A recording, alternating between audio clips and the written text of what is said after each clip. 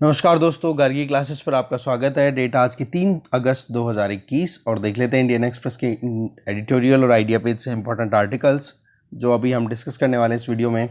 First article हम discuss कर लेंगे पार्लियामेंट की फंक्शनिंग से संबंधित कि किस तरीके से हम पार्लियामेंट की फंक्शनिंग और एफिशिएंसीज को इम्प्रूव कर सकते हैं। ठीक है। दूसरा आर्टिकल जो हम डिस्कस करेंगे आइडिया पेज से, India and greater middle east, किस तरीके से इंडिया, यूएई और इजराइल ट्रायंगल काम कर सकता है, इसमें इजिप्ट का रोल कितना इंपॉर्टेंट हो सकता है जानेंगे। तीसरा आर्टिकल हम देखेंगे यहाँ पर अफगानिस्तान में यूके का क्या रोल रहा है। अभी तक यूएस, इंडिया, ये अलग अलग एंगल्स हमने देखे हैं, पर अभी हम यूके का रोल और देखने वाले हैं क्योंकि इस पर्टिकुलर कंट्री को बहुत ज़्यादा इग्नोर किया गया है जब भी अफगानिस्तान का मुद्दा आता है। पर आप जब से कॉलोनियल पीरियड से लेकर अब तक का टाइम अगर देखो तो यूके का रोल कोई कम नहीं रहा है वहाँ पर। इवन यूएसए ने जब से इन्वेड किया है अफगानिस्तान में 2001 से, यूके एक जूनियर कंट्री की तरह काम कर रहा है वहाँ पर कंटिन्यूसली। ठीक है, जानेंगे इसको। तो 3 आर्टिकल से देखते हैं डिटेल में। फर्स्ट आर्टिकल है सेटिंग न्यू हाउस रूल्स। इस आर्टिकल को लिखने वाला राइटर है चाक्षु रॉय। देखो अभी आप देख रहे हो लगातार पार्लियामेंट के सेशंस कर्टेल पे कर्टेल किए जा रहे हैं, कम से कम उनका जो टेन्योर है वो किया जा रहा है। उसके पीछे है कि जो डिस्कशन का जो मुद्दा है ना वो डिसरप्शन में कन्वर्ट हो गया है कि जहाँ पर पार्लियामेंट एक डेलिब्रेशन, डिस्कशन, डिबेट इनका प्लेटफॉर्म हुआ करता है, वहाँ पर डिसरप्शन से ज़्यादा देखने को मिल रहे हैं। रूलिंग गवर्नमेंट या रूलिंग पार्टी अपोजिशन पार्टीज़ को ब्लेम कर रही है कि ऑपोजिशन पार्टीज बिल्कुल नहीं चाहती कि अच्छे से काम हो पाए।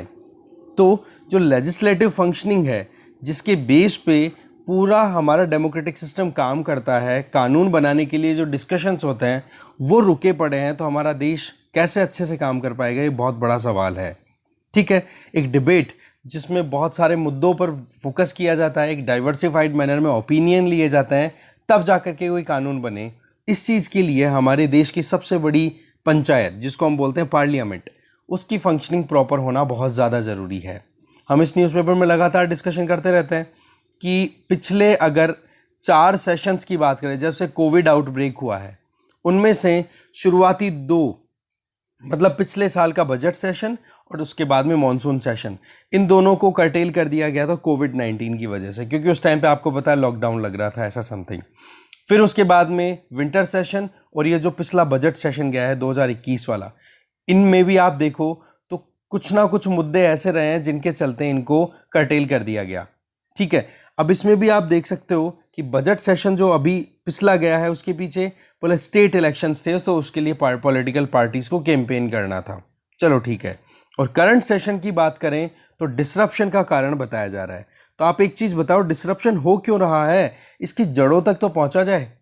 अगर प्रॉब्लम ही हमें नहीं पता पड़ी और प्रॉब्लम की वजह ही हमें पता नहीं पड़ी, रूट कॉज ही नहीं पता पड़ा, तो सोल्यूशन कहाँ से निकालेंगे। तो पॉलिटिकल पार्टीज देखो इस चीज़ को अच्छे से समझती हैं कि जो कुछ भी अभी डिसऑर्डर चल रहा है इसको हमें रोकने की ज़रूरत है। एक बार की बात है 2001 में एक लंबी पूरे दिन की कॉन्फ्रेंस ऑर्गेनाइज की जाती है पार्लियामेंट के सेंट्रल हॉल में कि कैसे लेजिस्लेचर को और ज़्यादा कंड्यूसिव बनाया जाए, किस तरीके से यहाँ पर जो एमपीज बैठते हैं उनको डिसिप्लिन किया जाए और एक डेकोरम मेंटेन होते हुए यहाँ पर पूरी फंक्शनिंग हो, जिससे कि एमपीज जो कि रिप्रेजेंटेटिव है इंडिया के लोगों के, उन लोगों के लिए कानून बना सके और उन लोगों के हिसाब से अपने देश को आगे बढ़ा सके। तो वहाँ पर पॉलिटिकल लीडर्स थे उस टाइम पे, अटल बिहारी वाजपेयी जी, सोनिया गांधी जी, तृणमूल कांग्रेस की लीडर ममता बनर्जी, और भी प्रणब मुखर्जी, अरुण जेटली जी, ये सारे के सारे वहाँ पे पार्टिसिपेट कर रहे थे। इवन चंद्रशेखर जो हमारे फॉर्मर प्राइम मिनिस्टर रह चुके थे तब तक, तो ये सारे के सारे फोकस इस चीज़ पे करना चाह रहे थे कि वाकई में प्रॉब्लम है क्या जिसकी वजह से पार्लियामेंट इतनी अपनी एफिशिएंटली वर्क नहीं कर पा रही है। तो उनके पास में 4 कारण हाथ लगते हैं और उन चारों कारणों को अगर हम देखें तो ये आप लिख लो। नंबर 1 कि जो एमपीज हैं ऑपोजिशन में बैठने वाले वो डिससेटिस्फाइड हैं। दैट मीन्स कि उनको मौका ही नहीं मिलता कि वो अपने ग्रीवेंसेस को वहाँ पर अपनी बात को रख सकें। ठीक है, आप खुद देखा करो कि केवल और केवल गवर्नमेंट के जो एमपीज हैं, ठीक है, जो रूलिंग पार्टी के एमपीज हैं, उनको बोलने का मौका पूरा मिलता है, बट ऑपोजिशन के लीडर्स को इतना बोलने का मौका ही नहीं मिलता, तो अपनी बात ही नहीं बोल पाते हैं। और कितना लंबा आप हाउस का जो सेशन है वो कुछ टाइम तक ही अच्छे से चलता है, बाकी तो फिर कई बार तो सरकार बंद कर देती है और कई बार रही सही में ये ऑपोजिशन पार्टी वाले खुद कर देते हैं। तो एक तो inadequacy of the available time, time बहुत कम है। दूसरा जो इशू है that is unresponsive attitude of the government, कि जब कभी भी कोई मुद्दा आता है तो उसके ऊपर सरकार बड़ी इग्नोरेंट होने शुरू हो जाती है। ये 2001 की बात, अभी की बात नहीं, ध्यान रखें, ये पूरा डिस्कशन हुआ था 2001 में। तो बोलो गवर्नमेंट जो है वो एक तरीके से अनरिस्पॉन्सिव एटीट्यूड रखती है। कोई भी मुद्दा आया उसको या तो इग्नोर किया, उस पर कोई अटेंशन पे नहीं की। तो क्या होगा, जब आप किसी के साथ में बैठो बात करने और आप प्रॉपर रिस्पॉन्स नहीं दो तो वो आपसे नाराज होगा।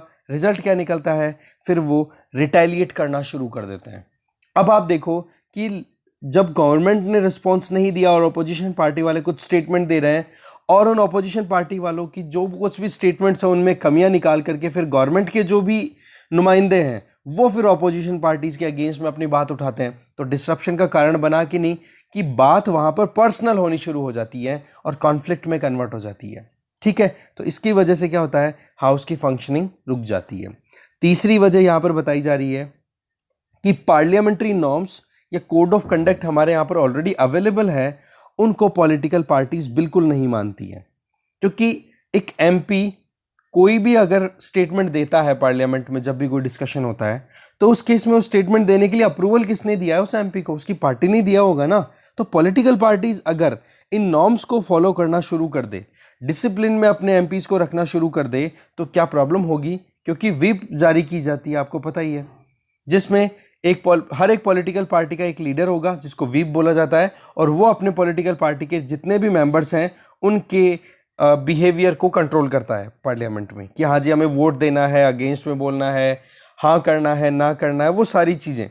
तो ऐसे में पॉलिटिकल पार्टीज अगर इन नॉर्म्स को फॉलो करना शुरू कर दे तो ठीक रहता है। फाइनली चौथा ये है कि हमारे यहाँ पर प्रॉम्प्ट एक्शंस अवेलेबल नहीं है जो भी करप्ट एमपीज हैं। मतलब कोई लेजिस्लेटिव रूल के अगेंस्ट में जाकर के कोई भी एमपी अगर वहाँ पर अपना बिहेवियर शो करता है जो कि मिसबिहेवियर कंसिडर किया जाए, तो वहाँ पर उस एमपी के अगेंस्ट में एक्शन लिया जाए। तो ये जो चीज़ थी ना, ये 4 मुद्दे प्रॉब्लम में निकल के आते हैं। तो ऐसे में 2 कॉन्फ्रेंसेस कंडक्ट होती हैं और उनका टारगेट था कि पार्लियामेंट में जो भी डिसऑर्डर क्रिएट हो रहा है उसको हम रोकें। तो आप देखोगे एमपीज के लिए कोड ऑफ कंडक्ट एनफोर्समेंट में पहले से था और अभी भी है। इवन एमएलए जो मेंबर ऑफ लेजिस्लेटिव असेंबलीज, विधानसभाओं के जो सदस्य हैं, उनके लिए भी एक तो कोड ऑफ कंडक्ट, और दूसरा था सिटिंग डेज, कि जो जितने भी एक पूरे साल के अंदर टाइम जितना स्पेंड करना चाहिए उतना टाइम नहीं है, तो उस टाइम को एक्सपेंड करो। इससे सारी प्रॉब्लम सॉर्ट आउट हो जाएगी। क्योंकि शुरुआत जो जड़ थी वो क्या थी कि ऑपोजिशन लीडर्स या फिर जो एमपीज हैं उनको बोलने का मौका प्रॉपर नहीं मिलता, उनको टाइम नहीं मिलता, तो वो फिर बाद में एक ही चीज़ लगाते हैं कि यहाँ पर तो कोई हमारी सुनने वाला है नहीं, तो फिर हाउस की फंक्शनिंग को भी ठप कर दो। ठीक है, तो सिटिंग डेज को इंक्रीज करो और कोड ऑफ कंडक्ट एमपीज और एमएलएस के लिए आने चाहिए। अब ये जो आइडिया है ये कोई नया आइडिया नहीं है जिसमें कि एमपीज को गाइडलाइन दी जा रही हो या फिर जो सिटिंग के डेज हैं वो इंक्रीज किए जाएं। तो लोकसभा में सिंपल कोड ऑफ कंडक्ट की बात करें तो एमपीज के लिए 1952 से कोड ऑफ कंडक्ट अवेलेबल है। ठीक है, इसमें पहले एमपीज से ये रिक्वायरमेंट थी कि भाई वो कोई भी ऐसे स्पीच ना दे कि मान लो कि कोई एमपी स्पीच दे रहा है, कोई स्टेटमेंट दे रहा है, तो वहाँ पर दूसरे जो मेंबर्स हैं उनको साइलेंस मेंटेन करनी है और जिसका स्टेटमेंट चल रहा है उसके स्टेटमेंट को रोकने की कोई कोशिश नहीं करेगा। ना वहाँ पर कोई डायलॉगबाजी होगी, ना वहाँ पर कोई स्लोगन स्टेटमेंट दिए जाएंगे।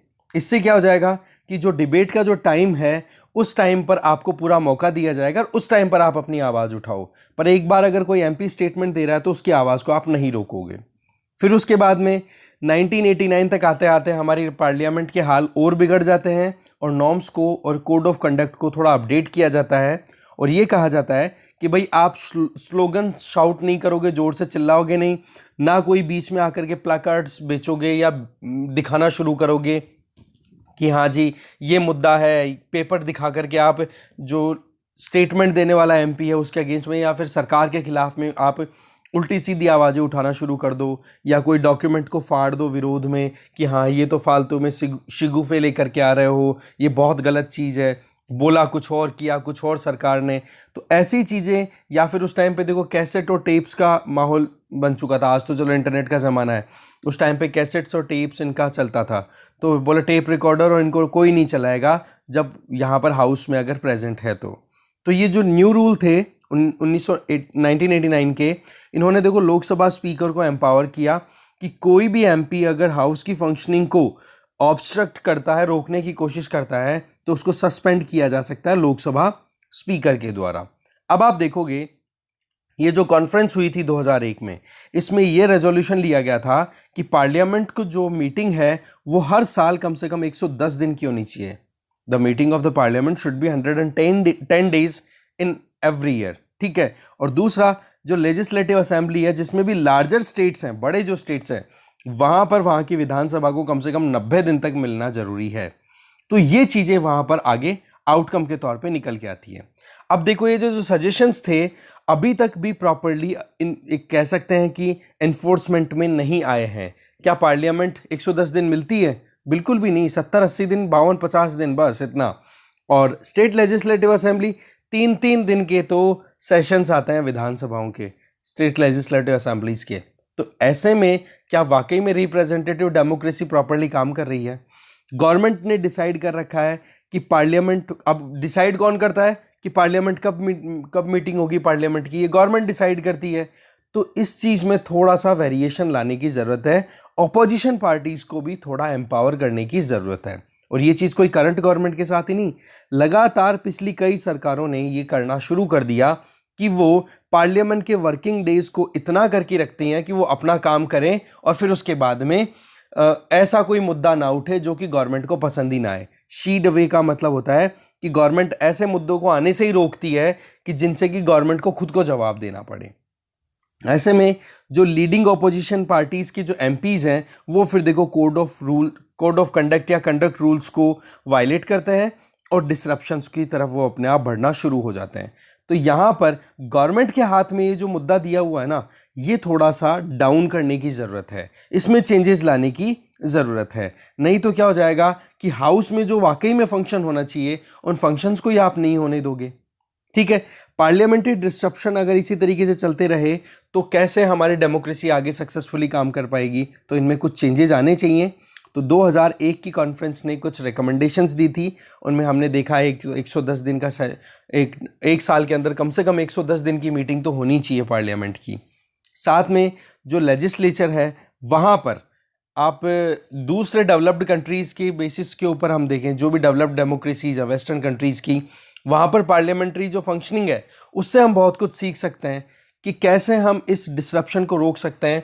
डिस्कशन से डिसरप्शन की तरफ जाती हुई जो पार्लियामेंट है उसको हम रोक सकते हैं। तो इसका बेस्ट एग्जांपल है एक तो कि ऑपोजिशन पार्टीज़ को आप अपॉर्चुनिटी दो कि वो डिबेट कर सके, तो एडिक्वेट टाइम अवेल होना चाहिए। दूसरा, गवर्नमेंट का जो बिजनेस है उसकी प्रायोरिटीज़ को अब बैलेंस करने की ज़रूरत है ऑपोजिशन के साथ में भी। जैसे हमारे यहाँ पर जब कभी भी कोई प्राइवेट मेंबर अगर किसी बिल को या किसी मुद्दे को उठाना चाहता है तो फ्राइडे को उसको पोस्ट लंच टाइम मिलता है, बाकी बचे हुए टाइम के ऊपर पूरा वीक में गवर्नमेंट डिसाइड करती है। तो ऐसे में यूनाइटेड किंगडम का एक एग्जांपल यहाँ पे बता रहे हैं कि वहाँ की पार्लियामेंट मोर और लेस 100 दिन मिलती है एक साल के अंदर, और वहाँ पर 100 दिन की जो मीटिंग होती है ना, उनमें 20 दिन का मीटिंग का जो एजेंडा है, वो डिस्कशन का जो एजेंडा है पार्लियामेंट में, वो ऑपोजिशन पार्टीज डिसाइड करती है, ना कि 100 के 100 दिन गवर्नमेंट। मतलब 20 दिन का टाइम दिया हुआ है, तो ऐसे में ऑपोजिशन पार्टीज को पूरा मौका मिलता है अपनी बात को रखने का। दूसरा, मेन ऑपोजिशन पार्टी को 17 दिन का टाइम मिलता है इन 20 में से, और जो सेकंड ऑपोजिशन पार्टी है, सेकंड लार्जेस्ट ऑपोजिशन पार्टी, उसको बचे हुए 3 दिन मिलते हैं कि हाँ आप एजेंडा डिसाइड करो। अब देखो ये जो एजेंडा डिसाइड 20 दिन के लिए ऑपोजिशन पार्टीज कर रही हैं, इसमें कितना एक डेमोक्रेटिक मैनर देखने को मिलता है कि हाँ वाकई में बोलने का मौका सबको है, विरोधियों को भी बोलने का मौका है। तो इससे क्या हो जाएगा, ऑपोजिशन पार्टीज जो है वो डिस्कशन पे ज्यादा रिलाई करेंगी, ना कि डिसरप्शन पे। वो बात ठीक है कि वहां पर जो अपोजिशन पार्टीज के जो 20 दिन दिए हुए हैं, उन 20 दिनों के अंदर जो भी एजेंडा है और जो भी मुद्दा वहां पर उठाया जा रहा है वो गवर्नमेंट के ऊपर बाइंडिंग नहीं है, पर एक अपॉर्चुनिटी तो देना आपने अपोजिशन पार्टीज को। इससे क्या हो जाता है कि जो भी मुद्दे हैं नेशनल इंटरेस्ट के, जिन पे नेशनल अटेंशन मिलनी चाहिए, जो बहुत ज्यादा क्रूशियल है कंट्री को कंटिन्यू कराने में, वो मुद्दे पार्लियामेंट में उठेंगे, ना कि फिर वो कहते ना डोर क्लोज कमेटीज के अंदर डिस्कशन करने की जरूरत नहीं है, या फिर आप ओपनली प्रेस कॉन्फ्रेंस में आकर के चिड़ो, या फिर जो मेन पार्लियामेंट में हाउसेज है, लोकसभा राज्यसभा, उसके वेल में जाकर के वहां पर पेपर फाड़ करके फिर प्रोटेस्ट करो। उसके बजाय तो डिस्कशन के लिए पूरा टाइम दे दो ना उनको। सेम चीज कनाडा में की जाती है। तो पार्लियामेंट को स्ट्रेंथन करना बहुत ज्यादा जरूरी है, तभी जाकर के इस तरीके के डिस्ट्रप्शन को हम रोक पाएंगे। इसके लिए हमें डेलिब्रेशन पे काम करना पड़ेगा, और जो वो भी कम से कम नेशनल इश्यूज पे, तो ठीक है। और इसका केवल और केवल मैकेनिज्म क्या है कि आप अलाउ करो अपोजिशन पार्टीज को, कुछ वायबल ऑप्शंस को एक्सप्लोर करो, और इसके लिए हमने सजेशंस भी देखे और चैलेंजेस भी देखे। तो ये थी पार्लियामेंट्री फंक्शनिंग को हम कैसे इंप्रूव कर सकते हैं। बहुत ही अच्छा आर्टिकल था, आगे चलते हैं। नेक्स्ट आर्टिकल है India and greater middle east. देखो इस आर्टिकल को सी राजा मोहन जी ने लिखा है, और इस आर्टिकल में मेन जो फोकस है मिडिल ईस्ट का, मतलब वेस्ट एशिया पे फोकस ज्यादा किया जा रहा है। कोट शुरू कर रहे हैं वो अपनी एक बात को इजिप्शियन स्कॉलर मोहम्मद सुलेमान, ठीक है, या सुलेमान भी बोल सकते हैं हिंदी में, या सोलिमन। तो उनके द्वारा अभी रिसेंटली एक बुक लिखी गई, एक पूरा अपना स्टेटमेंट दिया गया, जिसमें इंडो अब्राहमिक अकॉर्ड, मतलब इंडो दैट मीन्स इंडिया, और अब्राहमिक अकॉर्ड मतलब कि जो ज्यूज हैं और जो इस्लामिस्ट हैं उनके साथ में एंगेजमेंट। बेसिकली अब्राहमिक का यहाँ पे मुद्दा क्या आ रहा है कि अब्राहम से ही ओरिजिन यहूदी मानते हैं जो कि इजराइल में है, अब्राहम से ही इस्लामिक कंट्री के जो लोग हैं पीपल हैं, वो भी अपना ओरिजिन अब्राहम से ही मानते हैं। तो ऐसे में इन दोनों को मिलाकर के अब्राहम मतलब अब्राहमिक ओरिजिन माना जाता है दोनों रिलीजन का, और उनके साथ में फिर इंडिया की एंगेजमेंट। तो ऐसे में इंडो अब्राहमिक अकॉर्ड बोला जा रहा है, जिसमें एक तरफ तो अब्राहमिक अकॉर्ड का एक पार्ट तो हो गया इजराइल जो कि ज्यू कंट्री है, यहूदियों का देश है, और दूसरा आ गया यूएई जो कि इस्लामिक कंट्री है, और तीसरा इंडिया आ गया। तो ऐसे में इन दोनों को अब्राहमिक बोल दिया और इंडो इंडिया हो ही गया। तो ये चीज आप देख सकते हो कि जो ट्रांस रीजनल इंप्लीकेशंस अभी देखने को मिल रही है, इंडिया की जो एंगेजमेंट लगातार बढ़ रही है। देखो इजराइल के साथ में इंडिया की एंगेजमेंट अभी कंटिन्यू बढ़ रही है, आपको पता है, ठीक है। इवन हमारे first prime minister Narendra Modi बने हैं जो कि विजिट पे गए थे इजराइल की पे, इतना ज्यादा स्ट्रॉन्ग रिलेशंस हैं। दूसरी बात कर सकते हो कि यूएई के साथ में एंगेजमेंट। अच्छा, अभी तक की बात करें तो इजराइल और यूएई या फिर बहरीन, या फिर आप कह सकते हो कंबाइंडली जो अरब कंट्रीज हैं, उनका इजराइल के साथ में बिल्कुल भी कोई मेल मिलाप नहीं। कारण कि इजराइल और पैलेस्टीन का जो मुद्दा है उसको लेकर के हमेशा अरब वर्ल्ड जो है वो पैलेस्टीन की तरफ स्टैंड करता रहा है। पर अब जैसे कि जियोपॉलिटिकल सिनेरियोज चेंज हो रहे हैं, ठीक है, सऊदी अरब जो इस्लामिक कंट्रीज, इस्लामिक वर्ल्ड का जो लीडर हुआ करता था, अब उसको चैलेंज करने के लिए दूसरे कंट्रीज भी आ रहे हैं, जिनमें से एक है टर्की। तो सऊदी अरब का जो ग्रुप था उसमें दूसरे कंट्रीज जो अरब वर्ल्ड के ही हैं, जैसे यूएई और बहरीन, और साथ में इवन सऊदी अरब, ये अब क्या कर रहे हैं, धीरे धीरे इजराइल के साथ में अपनी एंगेजमेंट्स को बढ़ा रहे हैं कि बोला पैलेस्टीन के मुद्दे को लेकर के हम अगर इजराइल को रिकॉग्नाइज नहीं करेंगे तो हमारे जो इंटरेस्ट हैं पॉलिटिकल इकोनॉमिक, बोलो वो कहीं ना कहीं लॉस में जाते चले जाएंगे। तो अब्राहम अकॉर्ड करके एक एग्रीमेंट होता है, पिछले साल की बात है, इसी साल की बात है, 2021 की शुरुआत की, जिसमें यूएई और बहरीन ने इजराइल को रिकॉग्नाइज करना, और यूएई और बहरीन ने दोनों ने इजराइल के साथ में अपना एक एग्रीमेंट साइन कर लिया, जिसको अब्राहम अकॉर्ड्स बोले गए, ठीक है। अब आप देखो ये अगस्त में वॉशिंगटन में, मतलब पिछले साल की बात है ये। अब आप देखो ये नाम अब्राहम अकॉर्ड क्यों दिया, ये मैं आपको बता चुका हूं कि इस्लामिक रिलीजन और ज्यूज सब अपना दोनों ओरिजिन कहां से मानते हैं, अब्राहम से मानते हैं। तो ऐसे में सूडान और मोरक्को, इन्होंने भी देखो अब्राहम अकॉर्ड को साइन कर लिया था। इजिप्ट और जॉर्डन ने पहले ही एंगेजमेंट अपनी शुरू कर दी थी। तो आप देख सकते हो कि जो आर्क राइवल्स हैं, बहुत ही कट्टर दुश्मन है एक दूसरे के, एक तरफ तो ज्यूज और बाकी बचे हुए जो इस्लामिक कंट्रीज हैं, उनकी एंगेजमेंट इजराइल के साथ लगातार बढ़ती चली जा रही है। शुरुआत तो देखो इजिप्ट ने तो 1797 में कर दी थी, जॉर्डन ने 1994 में कर दिया था, फिर उसके बाद में अभी रिसेंट बात करें तो यूएई और बहरीन ने कर दिया और उनको फॉलो कर दिया सूडान ने और मोरक्को ने। तो ऐसे में लगातार जो ज्यूज और इस्लामिक कंट्रीज के बीच की जो लड़ाई थी उसको एक अलग ही पहलू देखने को मिल रहा है, राइट। ये एक ब्रेक थ्रू था जिसमें इजराइल और अरब्स के बीच में ये एंगेजमेंट अब शुरू हो रही है, ठीक है। तो इसी चीज को फोकस में लिया जा रहा है वहां, यहां पर जो इजिप्ट के राइटर एंड स्कॉलर हैं सोलोमन, ठीक है। अब इसमें पैलेस्तीन का जो मुद्दा था अब उसको थोड़ा साइड में करके अपनी पॉलिटिकल, इकोनॉमिक और टेक्नोलॉजिकल कॉपरेशन पर ज़्यादा ध्यान दे रहे हैं, क्योंकि इजराइल आपको पता है कि टेक्नोलॉजिकली बहुत ज़्यादा स्ट्रांग कंट्री है। और ऐसे में यूएई या फिर अरब कंट्रीज इस चीज़ को बिल्कुल भी इग्नोर नहीं होने देना चाहेंगे।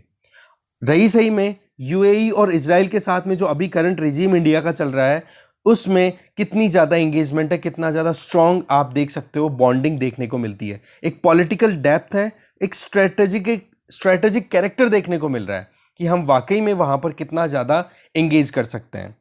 इसके अलावा यहाँ पर इस पर्टिकुलर रीजन में ये एक ट्राइंगल निकलता हुआ दिखाई दे रहा है जो कि वाकई में आने वाले टाइम पे एक न्यूक्लियस का काम कर सकता है, अगर मिडिल ईस्ट की बात करें या फिर उसी को हम वेस्ट एशिया भी बोलते हैं, ठीक है, जिसमें यूएई, इजराइल और इंडिया, ये 3 कंट्रीज आ गए इंपॉर्टेंट। इसके अलावा उन्होंने ये भी कहा सोलोमन ने कि ये जो कन्वर्जेंस आ रहा है ना इनके बीच में इंटरेस्ट के लिए, इसके पीछे टर्की का जो अपने आप में एक नया ही रोल अपनाना इस्लामिक वर्ल्ड के एक लीडरशिप के तौर पे, वो मुद्दा आ रहा है। क्योंकि टर्की लगातार पाकिस्तान के मुद्दे को हाईलाइट करता रहता है। अभी की बात करें, जब से टर्की को, मतलब यूं मानो कि जब से कोल्ड वॉर खत्म हुआ है तब से लेकर अब तक जब भी कश्मीर का मुद्दा, या फिर पास्ट में भी देखो आप, कश्मीर के मुद्दे पे पाकिस्तान का हमेशा सपोर्ट किया है किसने? टर्की ने। अब जैसे ही कुछ टाइम में, पिछले अगर 20 सालों की बात करें तो इंडिया ने कोशिशें की है, इंडिया और टर्की ने कोशिशें भी की है कि कैसे भी करके नॉर्मलाइज हो जाए रिलेशंस। कोल्ड वॉर के बाद में 1990-91 के बाद में इंडिया और अंकारा, दैट मीन्स इंडिया और टर्की के बीच में रिलेशनशिप थोड़े सेटल हो, उसकी कोशिशें की गई। पर वही चीज़ है कि पाकिस्तान का जो केस है कश्मीर वाला, उसको लेकर के अभी जो रेसेप तैयप एर्दोगान जो कि टर्की के प्रेसिडेंट है, उनका जो हाईलाइट होना, उसको लेकर के फिर बाद में आपको पता ही है कि अभी पाकिस्तान की तरफ पूरा का पूरा टर्की फेवर में है और इस्लामिक लीडरशिप में आ रहा है। और दूसरी तरफ उसी चीज़ को लेकर के इंडिया ने भी फिर अपनी एंट्री बिल्कुल बंद कर दी, इंडिया ने भी अपनी एंगेजमेंट कम कर दी। इसका खामियाजा इंडिया को भुगतना पड़ रहा है। जब न्यूक्लियर सप्लायर ग्रुप की बात आए तो एक तो चाइना है जो इंडिया की मेंबरशिप को वहाँ पर रोकता है, दूसरा आप देखोगे ये टर्की है जो इंडिया की मेंबरशिप के अगेंस्ट में जाता है, बोले इंडिया जो है ना ये बिल्कुल भी लायक नहीं है न्यूक्लियर सप्लायर ग्रुप का मेंबर बनने के लिए। अब आप देखोगे एनएसजी के बारे में एक बार आप जरूर पढ़ना, बहुत इंपॉर्टेंट ये एक ट्रीटी है, बहुत इंपॉर्टेंट, ठीक है। 4 इंपॉर्टेंट ट्रीटीज है, उनमें से 3 में इंडिया एंटर हो चुका है, ठीक है, जिसमें एक तो MTCR है, ठीक है। और आप देखो, आप मुझे कमेंट बॉक्स में बताओगे वो 4 कौन कौन सी है, number 1। Number 2, nuclear supplier group के अंदर क्या ऐसी कंडीशन है जो कि इंडिया के ऊपर प्रॉब्लम कर रही है, ठीक है। NPT, न्यूक्लियर प्रोलिफरेशन ट्रीटी, मतलब nuclear non proliferation treaty, NPT signatory नहीं है इंडिया, ये कह के चाइना ये बोल देता है कि इंडिया को एंट्री मत दो, ठीक है। तो ये चीज़ें क्या होती है कि आप देख सकते हो कि पाकिस्तान की तरफ लगातार टर्की का टिल्ट है और पाकिस्तान की तरफ लगातार टिल्ट के चलते NSG में इंडिया की एंट्री नहीं हो रही है। और इस टर्की के इमरजेंस के चलते ही अरब वर्ल्ड भी चिंता में है, इंक्लूडिंग सऊदी अरबिया। ये मैं आपको बता चुका हूं कि वर्ल्ड लीडर की अगर बात करें इस्लामिक कंट्रीज की तो सऊदी अरब ने हमेशा से एक फ्लैग अपने हाथ में रखा है और उसको चैलेंज अभी टर्की लगातार कर रहा है। तो टर्की की तो क्या है, एक रीजनल डोमिनेंस क्रिएट करना कि कैसे भी करके मैं लीडर बन जाऊं, और दूसरी तरफ इंडो अब्राहमिक जो कन्वर्जेंस है उसके पीछे एक एंगल और आ रहा है। टर्की वाला एंगल क्लियर है, अब दूसरा एंगल पे चाहते हैं। मेडिटेरेनियन सी में आप जाओगे तो वहां पर ग्रीस और साइप्रस 2 कंट्रीज आ जाते हैं। अब ये दोनों कंट्रीज के रिलेशन टर्की के साथ में कुछ अच्छे नहीं है। अब जब इनके रिश्ते टर्की के साथ अच्छे नहीं है तो ये भी कुछ ऑप्शंस एक्सप्लोर करेंगे, और ग्रीस और साइप्रस जो है वो इजराइल के साथ एंगेज कर रहे हैं। और रही सही में आप देख सकते हो यूएई के साथ में भी ग्रीस के रिलेशन अच्छे हैं। और अभी रिसेंटली इंडिया ने भी अपनी एंगेजमेंट इजराइल के साथ साथ में, यूएई के साथ साथ में, ग्रीस के साथ भी अपने इंक्रीज कर लिए हैं। इवन आप देख सकते हो यूरोपियन कंट्रीज़ की अगर बात करें तो फ्रांस, ये ग्रीस का बहुत ही क्लोज पार्टनर है और फ्रांस के साथ हमारे रिलेशन अच्छे हैं। तो आप एंगल देखो कि हर तरीके से जहाँ पर टर्की का चैलेंज जो है वो सारे दुश्मनों को, टर्की के दुश्मनों को एक साथ ला रहा है, जिनमें इंडिया भी आ गया अपने आप से। इंडिया की सीधी कोई ज्यादती दुश्मनी नहीं है, पर टर्की की दुश्मनी अपने आप क्रिएट हो रही है क्योंकि इस्लामिक वर्ल्ड को लीड करना चाह रहा है। उससे जो अरब वर्ल्ड के लीडर्स हैं जैसे कि यूएई, सऊदी अरब, बहरीन, ये इस चीज से खुश नहीं है, तो वो लोग टर्की के खिलाफ में हो जाते हैं। इजराइल पहले से इसके खिलाफ में चल रहा है। ग्रीस के साथ में मेडिटेरेनियन सी में जो वाटर्स, मेडिटेरेनियन वाटर्स, वहां पर इशू चलते रहते हैं। ये सब लोग एक साथ आ गए और इधर टर्की को लेकर के आ गए सारे के सारे। तो और इसके अलावा हमारे जो एक्सटर्नल अफेयर मिनिस्टर अभी रिसेंटली जून में विजिट में भी गए थे एथेंस, जो कि ग्रीस की कैपिटल है, वहां पर भी। तो मेडिटेरेनियन रीजन और गल्फ रीजन, ये सारे रीजन्स में आप देखो कि टर्की की एक रीजनल एम्बिशन चल रही है कि कैसे भी करके हम इस्लामिक वर्ल्ड को लीड करें। तो वो इस चीज को लेकर के चिंता में है। फिर एक मुद्दा आ गया जाएगा कि एक ग्रुप है इस्लामिक ब्रदरहुड, मुस्लिम ब्रदरहुड।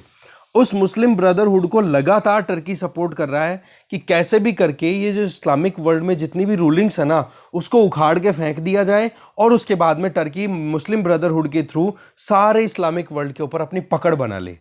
ठीक है, तो इस मुस्लिम ब्रदरहुड को लेकर के सभी जो अरब कंट्रीज हैं वो चिंता में है। तो ऐसे में टर्की के साथ में और ज्यादा बिगड़े हुए रिश्ते हैं। तो ये सारी इक्वेशन क्या करती है कि इंडिया का रोल, इजराइल का रोल और यूएई का रोल और ज्यादा कन्वर्जेंस, मतलब इंटरेस्ट एक दूसरे के साथ में आप कन्वर्ज होते हुए देख रहे हो। इसके आगे पाकिस्तान की तरफ से अगर सोचा जाए तो पाकिस्तान देखो, इजराइल और इंडिया की एंगेजमेंट को पहले ही हिंदू यहूदी कॉन्स्पिरेसी बोलता है कि हमारे खिलाफ में ये कॉन्स्पिरेसी करते रहते हैं। अब इसमें क्रिश्चियन एंगल और आ गया, जैसे ग्रीस और ये जो साइप्रस है इनका भी रोल आ जाता है। तो इसमें हिंदू और यहूदी के साथ में क्रिश्चियंस का रोल भी आ जाता है। अब आप एक बार थोड़ा मिडिल ईस्ट को हम थोड़ा एनालाइज करें तो वहां पर अरब स्टेट्स हैं वो भी तो आ रहे हैं ना। तो ऐसे में तो फिर ये पूरा कॉन्सेप्ट, रिलीजियस पैराडाइम वाला जो कॉन्सेप्ट है, ये तो पूरा ही स्पॉइल हो गया। मतलब पाकिस्तान जो एक अमली जामा पहनाने की कोशिश कर रहा है धर्म के नाम पे, वो भी खत्म हो गया क्योंकि यहां पर तो अरब स्टेट्स भी इंडिया के साथ में एंगेज कर रहे हैं। तो एक तरीके से इंडिया का जो सेक्युलर बिहेवियर है वो ज्यादा इमर्ज होकर के आ रहा है बजाय कि पाकिस्तान का रिलीजियस एटीट्यूड। तो इस चीज को लेकर के भी एक एंगल सेट होता है। तो इंडो अब्राहमिक अकॉर्ड, इसका असर साउथ एशिया में भी देखने को मिलेगा क्योंकि साउथ एशिया में भी बहुत सारे ऐसे लोग हैं जो इस चीज़ को लेकर के बड़ी एक तरीके से कंसर्न्स रेज करते रहते हैं कि बोले इंडिया की एंगेजमेंट जो है वो एक एंटी इस्लामिक है एक तरीके से। ठीक है, पर पॉइंट क्या निकल के आता है बार बार कि भाई एक्सटर्नल पावर्स ज़्यादा खतरनाक साबित नहीं हुई है मिडिल ईस्ट में, बजाय कि वहां पर जो इंट्रा रीजनल मुद्दा है, वो इंट्रा रीजनल मुद्दा मतलब कि एक तरफ इजराइल, दूसरी तरफ अरब्स, इनके बीच में स्प्लिट। एक तरफ आप देख सकते हो ईरान हो गया या फिर जो नॉन अरब कंट्रीज है, ठीक है, ईरान के अलावा भी कोई और, जैसे टर्की, ईरान या टर्की, और दूसरी तरफ आप देख सकते हो अरब कंट्रीज, इनके बीच में भी कौन सी बनती है। तो मिडिल ईस्ट के अंदर तो इंट्रा रीजनल इश्यूज इतने ज्यादा हावी रहे बजाय कि एक्सटर्नल पावर के। तो ऐसे में अभी एक्सटर्नल पावर जैसे इंडिया वहां पर अपनी एंगेजमेंट बढ़ा रहा है, तो उसको लेकर के ज्यादा चिंता की बात नहीं होनी चाहिए। रही सही में पैलेस्टीनियंस के जो दुख थे उसको लेकर के अरब कंट्रीज ने पहले ही इजराइल से अपनी दोस्ती या अपने रिलेशंस को बहुत दूरी बनाए रखी थी उसमें। पर अभी क्या है, उन्होंने रियलिटी चेक कर लिया वाकई में कि इजराइल के साथ में एंगेज करने में ज़्यादा प्रॉब्लम नहीं है, बजाय कि अगर हम इजराइल को इग्नोर करेंगे तो ईरान और टर्की इसका फ़ायदा उठा करके हमें नुकसान पहुंचा सकते हैं। तो ये एक थ्रेट और बन गया है। तो ऐसे में सारा एक्सक्लूसिव सिनेरियो देखो कि कहां पर एक कन्वर्जेंस आ रही है। मुस्लिम ब्रदरहुड वाला मुद्दा मैं आपको बता ही चुका हूं, अर्दोआन इस चीज़ को यूज़ कर रहे हैं कि कैसे भी करके सऊदी अरब, यूएई या इजिप्ट, यहाँ की सरकारों को उखाड़ फेंका जाए और फिर बाद में पकड़ बनाई जाए खुद की मुस्लिम ब्रदरहुड के थ्रू। अब ये एक बैलेंसिंग का काम कर रहे हैं।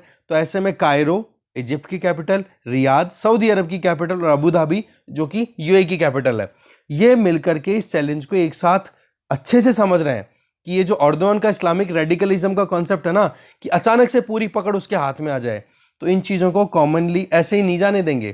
क्योंकि अरब वर्ल्ड बिल्कुल भी ऑटोमन एम्पायर की जो पूरी एक कमांड हुआ करती थी ना फर्स्ट वर्ल्ड वॉर से पहले, उस चीज़ को रिपीट नहीं होने देना चाहते, वो अपने हिसाब से अपनी ऑटोनॉमी रखना चाहते हैं।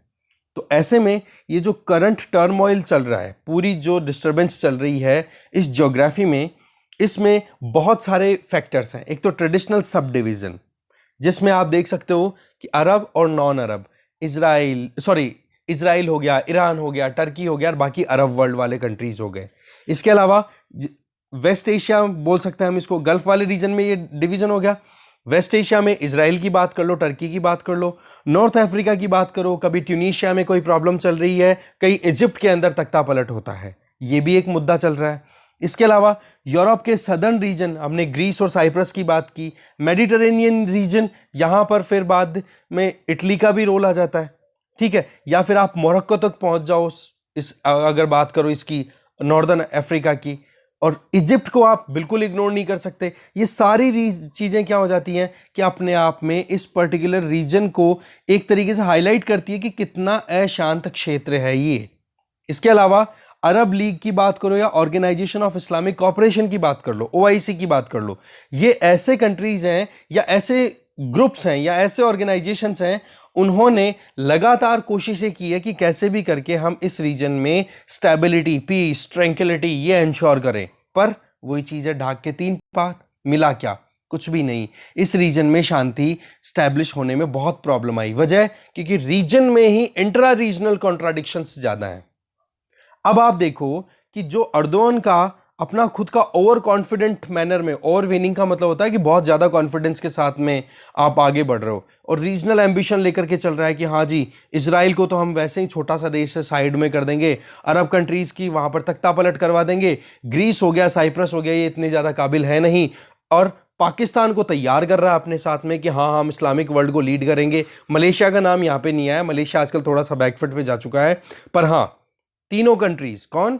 टर्की, पाकिस्तान और मलेशिया मिलकर के कैसे भी करके अपनी पकड़ बनाना चाहते हैं। पर क्या वाकई में इतना कुछ हो रहा है? क्योंकि यहां पर टर्की के डर की वजह से, इजराइल का जो मुद्दा है उसकी वजह से, ये सारे सिनेरियो इंडिया के लिए फेवर कर रहे हैं, एक एक्स्ट्रा ऑर्डिनरी अपॉर्चुनिटी क्रिएट कर रहे हैं वेस्ट एशिया के अंदर, जहां पर इंडिया गल्फ कंट्रीज में अपनी प्रेजेंस को और इंक्रीज कर सके। ठीक है, और यही चीज यहां पर सॉलोमन ने अपनी तरफ से बताई है। इंडिया, यूएई, इजराइल, इन तीनों की अगर बात करें तो यहाँ पर डिफेंस, एरोस्पेस, डिजिटल इनोवेशन, इनमें एंगेजमेंट बहुत ज़्यादा है, बहुत सारे रिसोर्सेज और एक ऑप्शन भी है इनके पास में।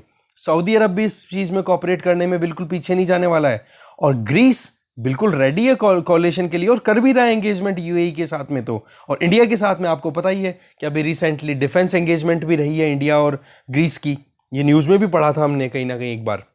तो एक कंट्री बच जाता है, वो बच गया इजिप्ट, जिसमें इंडो अब्राहमिक अकॉर्ड को और ज़्यादा स्ट्रेंथ मिल जाएगी। और मुस्लिम ब्रदरहुड का मुद्दा आता है ना, तो इजिप्ट भी इस पूरी ग्रुपिंग के अंदर, ये पूरा जो एक एंगेजमेंट है, ठीक है, जिसमें टर्की, पाकिस्तान, ईरान, इनको साइड में करके पूरा जो ग्रुपिंग है, उसमें इजिप्ट भी फिर इंडिया के फेवर में आता हुआ दिखाई देता है। इजिप्ट के प्रेसिडेंट हैं अभी अब्दुल फतेह अल सीसी। ये कोशिश कर रहे हैं कि नेशनल इकोनॉमी को रिवाइव करें और रीजनल लीडरशिप में अपना रोल प्ले करें, क्योंकि मेडिटेरेनियन रीजन की अगर बात करें, ओके, तो वहां पर इजिप्ट की लोकेशन बहुत ही ज़्यादा प्राइम है, सुएज कैनाल उधर से पास होती है।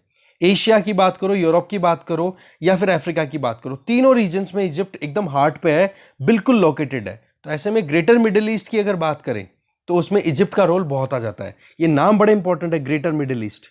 ग्रेटर मिडिल ईस्ट के अंदर पूरा अफ्रीकन कंट्रीज भी आ जाते हैं फिर वो, ठीक है, नॉर्थ अफ्रीकन कंट्रीज। ऐसे में इंडिया की बात करें और इजिप्ट की बात करें तो इनकी एंगेजमेंट ये तो लेजेंडरी है भाई। जब से नॉन अलाइनमेंट मूवमेंट आया था, नैम, जिसमें नेहरू, नासिर, टीटो, नेहरू हमारे यहाँ से, नासिर कहाँ से? इजिप्ट से, और टीटो कहाँ से? यूगोस्लाविया से। तीनों ने मिलकर के ये डिसाइड किया था कि हम किसी भी एक ग्रुप में नहीं जाएंगे कोल्ड वॉर के टाइम पे, ना तो यूएसए के ग्रुप में जाएंगे और ना ही हम जाएंगे इधर जो दूसरा यूएसएसआर का ग्रुप था। हम दोनों के साथ में प्रॉपर एंगेजमेंट रखेंगे, एक रीजनेबल डिस्टेंस मेंटेन करके रखेंगे। तो वही पार्टनरशिप आज के टाइम पे भी कन्वर्ज होती हुई दिखाई देती है, जिसमें एक तरफ नरेंद्र मोदी है तो दूसरी तरफ अल सीसी हैं। दोनों एंगेज करके इजिप्ट को एक न्यू रिपब्लिक के तौर पे तैयार कर सकते हैं। तो अपॉर्चुनिटीज इंडिया के लिए बहुत है वेस्ट में, सब कॉन्टिनेंट के बिल्कुल वेस्ट में। और अभी जो रिसेंटली सारी इक्वेशन थी वो हमने देख ही ली। तो एक तो ये वेस्ट वाली रीजन, और ईस्ट में आपको पता ही है इंडो पैसिफिक रीजन के अंदर ग्रेटर रोल बहुत अच्छे से हो रहा है इंडिया का। क्वाड का रोल देखो, और इंडिया जो चाह रहा था अपनी एंगेजमेंट वो बिल्कुल रेलेवेंट होती चली जा रही है। तो आज के टाइम पे ईस्ट हो या west, India is the best. That means India की एंगेजमेंट्स कम नहीं है, अच्छी खासी बनी हुई है, चाहे ग्रेटर मिडिल ईस्ट की बात करो या इंडो पैसिफिक रीजन की बात करो। ठीक है, अब एक बार मैं आपको मैप दिखाता हूं।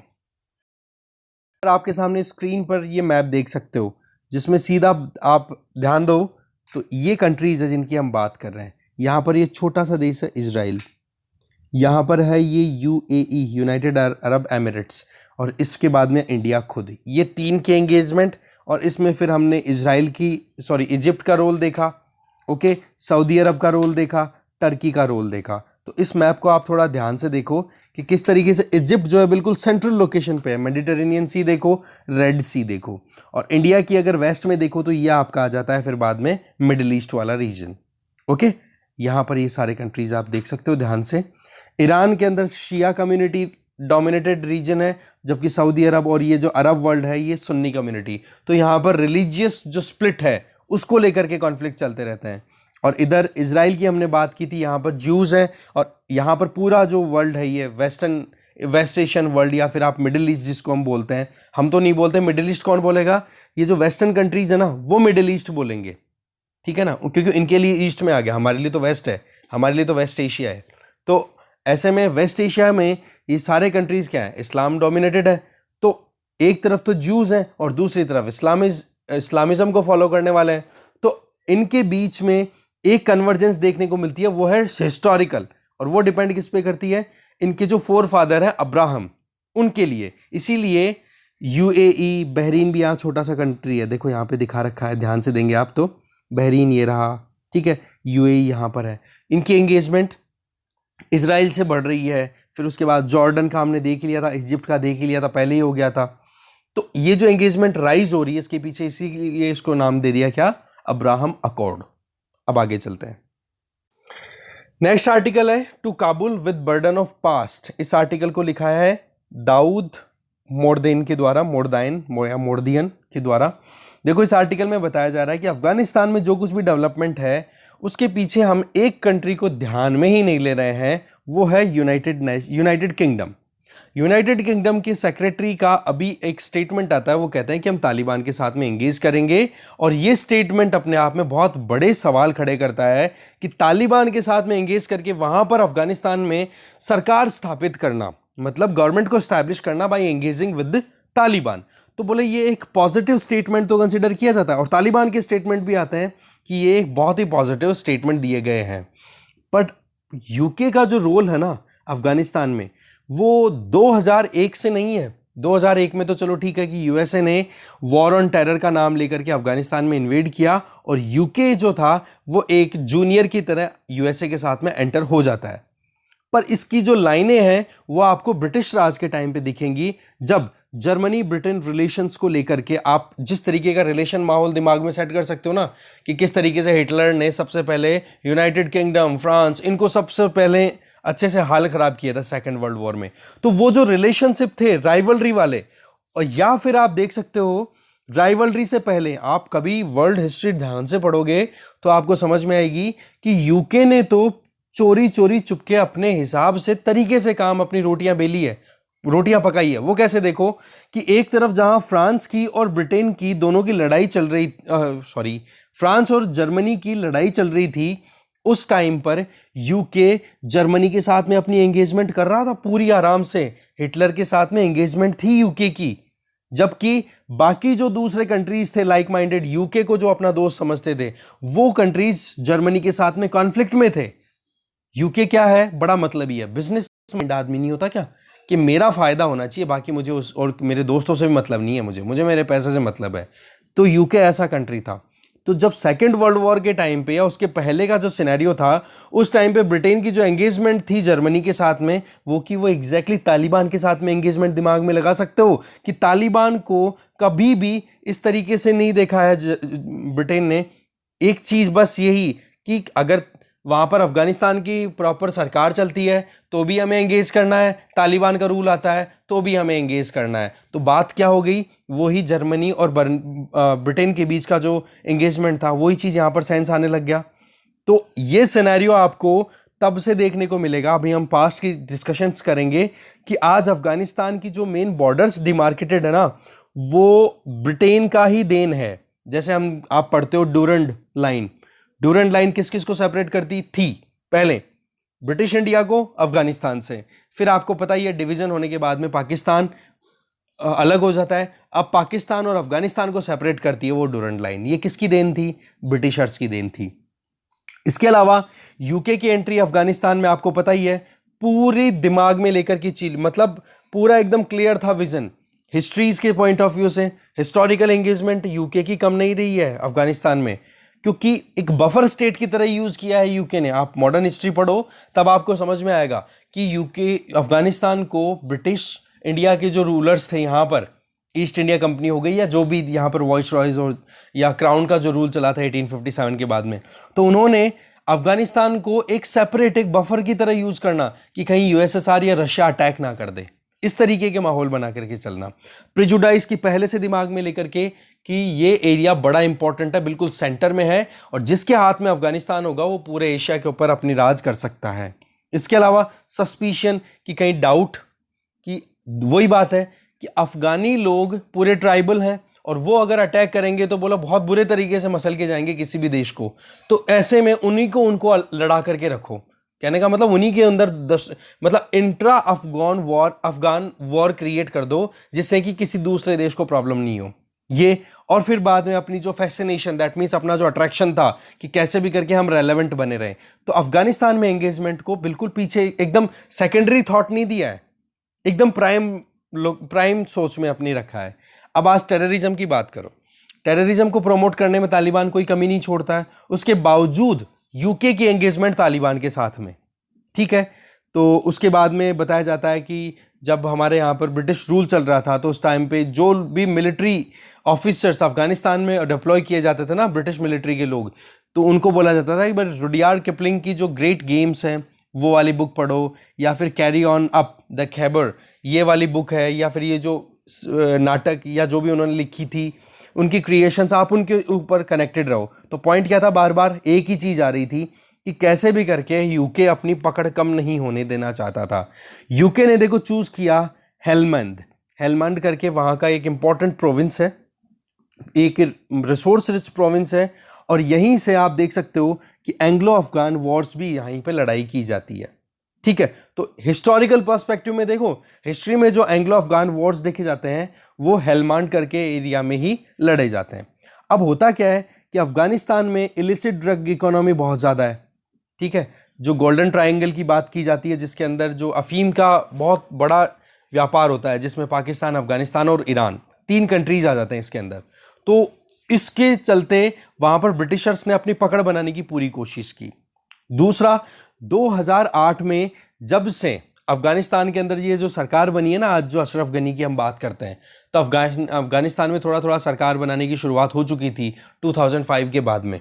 तो 2008 से ही यूके तो लगातार कर रहा है कि हम कैसे भी करके ऐसे सॉल्यूशंस पे जाएंगे, क्योंकि मिलिट्री बोले कोई सॉल्यूशन नहीं है, हमें नेगोशिएशन टेबल पे लाना चाहिए जितने भी स्टेक होल्डर्स हैं अफगानिस्तान में। तो यहाँ पर भी यूके अपनी तो केवल और केवल जान बचा के निकलने की कोशिश कर रहा था, और उस नेगोशिएशन टेबल के ऊपर लाने में अफगानिस्तान के साथ में केवल तालिबान ही नहीं, पाकिस्तान का रोल भी वहाँ पर यूके प्रायोरिटी पे लेकर चल रहा था।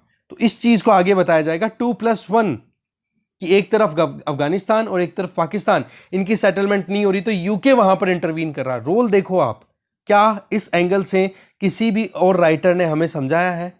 ये इसीलिए इस आर्टिकल को हम अच्छे से देख रहे हैं।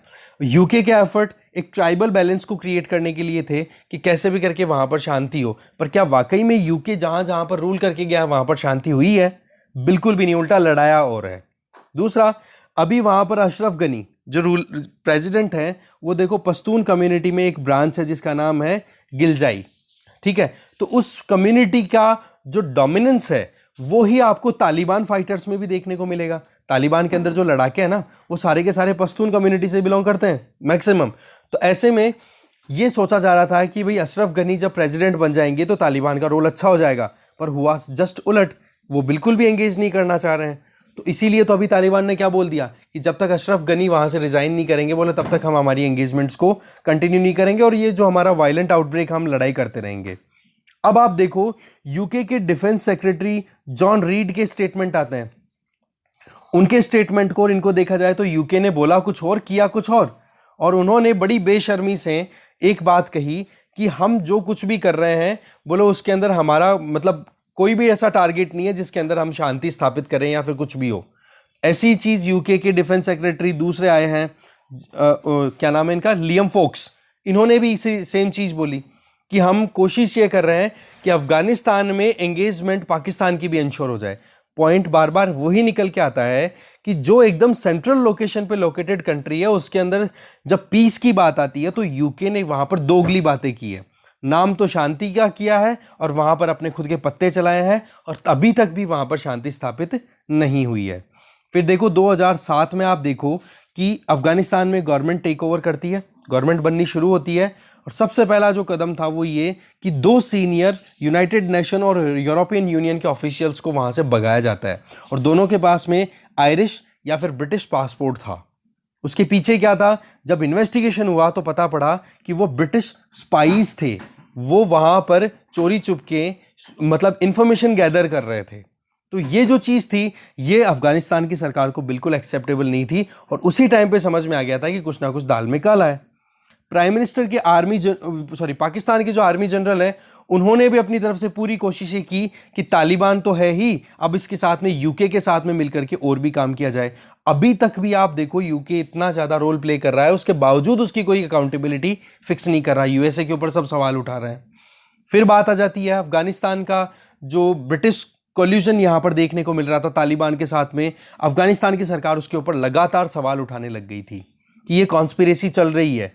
एक तरफ अफगानिस्तान में अगर यूके के एंगेजमेंट की बात करो तो ये कोई पहली बार नहीं था, ये तीसरी बार था जब अफगानिस्तान में इंस्टेबिलिटी क्रिएट करने के लिए ब्रिटेन अपने पत्ते खेल रहा था। इसके लिए सबसे पहले तो 1920s की बात है, जब अफगानिस्तान के अंदर एक मॉडर्नाइजिंग दिमाग का इंसान, वहां का रूलर, एक एनलाइटेंड रूलर वहां पे रूल कर रहा था, तो और जो कि ब्रिटेन उसको अपना दुश्मन मानता था, क्योंकि आपको पता है 1920s में क्या था, ब्रिटेन यहां पे रूल कर रहा था इंडिया में, तो वो सोच रहा था कि हमारी जो वेस्टर्न फ्रंटियर्स हैं, ब्रिटिश इंडिया की वेस्टर्न फ्रंटियर जो पाकिस्तान वाला रीजन है, बोलो उसको हम कैसे भी करके स्टेबल बनाएं, तो बोलो वहां पर हम जो चाहे वो रूलर वहां पर रूल करे।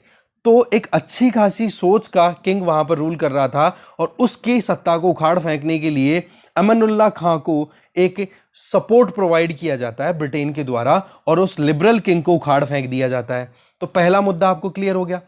दूसरा, जब यूएसएसआर की एंट्री हो जाती है कहां पर, अफगानिस्तान में, तब मुजाहिदीनों को प्रमोट किया जाता है पाकिस्तान के द्वारा। उसमें यूएसए भी था एंगेज, मानते हैं कि उसमें यूके भी था, और उन मुजाहिदीनों को ट्रेनिंग दी जाती है, और उन मुजाहिदीनों को भेजा जाता है अफगानिस्तान में, और वहां से भगाया जाता है यूएसएसआर को। यूएसएसआर निकल गया, और उन मुजाहिदीनों का ही यूज करके उन मुजाहिदीनों को आपने तैयार किया ना, और तैयार करने वाला लीडर कौन था, मार्गरेट थैचर। 1979 नियो लिबरलिज्म का जब भी बात आती है मैं नाम लेता हूं इनका, ठीक है। और उधर उधर कौन था यूएसए में, रोनाल्ड रीगन।